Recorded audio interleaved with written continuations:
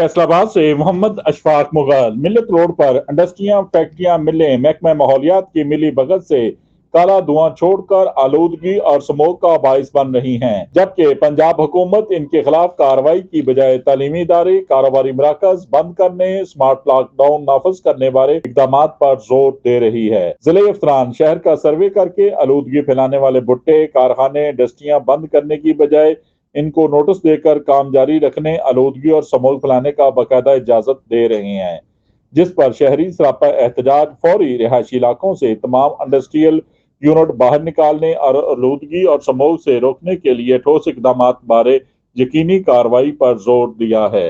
देखते रहिए GS news. इस वीडियो को लाइक करें, हमारे चैनल को सब्सक्राइब कर बेल आइकन जरूर प्रेस करें।